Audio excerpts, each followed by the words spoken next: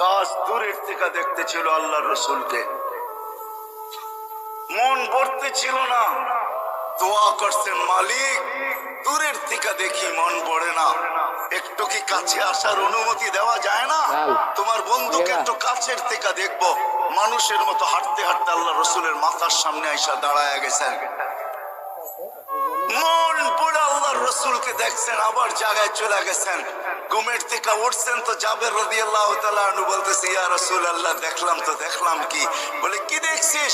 বলে ওই গাছ মানুষের মতো হাঁটতে হাঁটতে আসছে, আপনার মাথার কাছে দাঁড়ায়া আবার মানুষের মতো হাঁটতে হাঁটতে চলে গেছে।